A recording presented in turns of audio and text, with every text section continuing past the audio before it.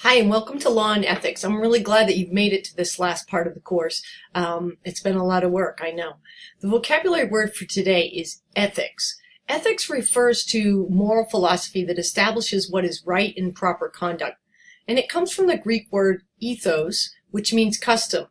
Now, in most states, standards or customs for ethics, expectations for how we behave as educators, are created through the state certification boards or the local school districts or through professional or associations.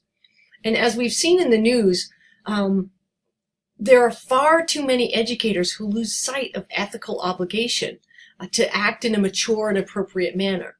As you know, this piece is primarily about ethics, and what I'm challenging you to do is to look at the intersection between law and ethics. In some cases, ethical dilemmas cross over into legal issues. For example, this would include a school employee who mishandles funds, for example.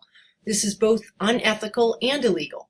Also, if an employee has an intimate relationship with a student or assaults someone while they're serving in the capacity as an educator. These behaviors cross the line ethically, but they also can result in a criminal action and often even arrests. On the other hand, some behaviors are unethical, but not illegal. So, for example, let's say a high school coach requires young children coming through the ranks to attend to summer camps and to learn skills that are needed to make the team. In order to make the team, it's either stated or implied that you have to go to these camps. And this coach is making money on these camps. That's a clear conflict of interest since the coach is making money and charging students, young students, with the idea that they're not going to make the team unless they do this. These students could gain the skills in a variety of ways, right? And choosing a team strictly on who's attended his camp is not ethical.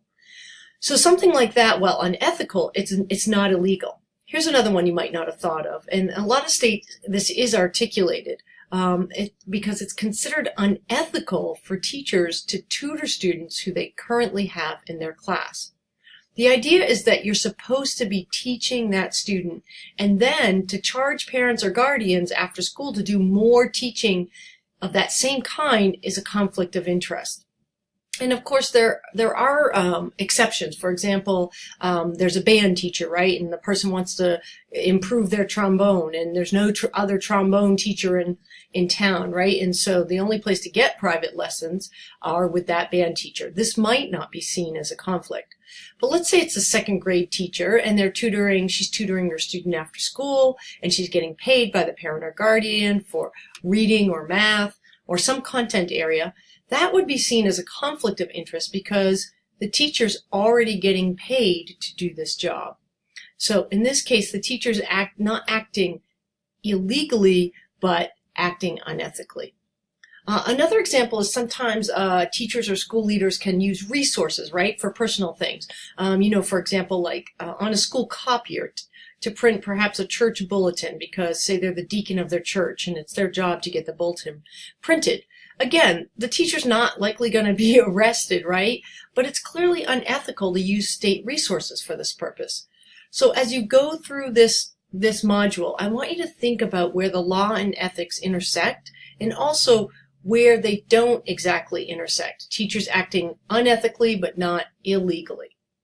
The main thing about the law and ethics that they have in common is that the idea here is that as a state employee and as adults who in local parentis have responsibilities for children, we're expected as educators to make fair, reasoned, and defensible decisions that promote education for all students.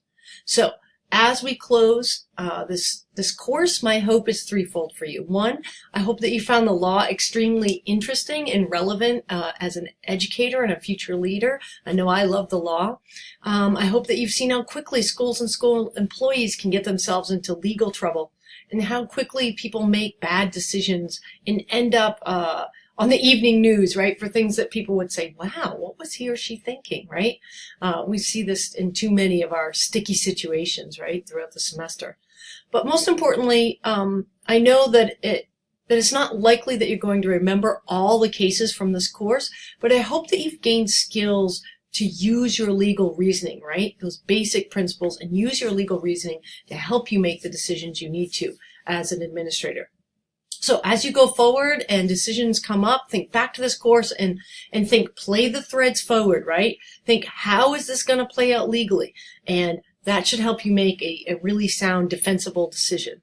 And remember, I'm always here once you've ended this course with me. I can't give you legal advice, but I'm available to help you think through situations you might face and help you make a legally defensible decision.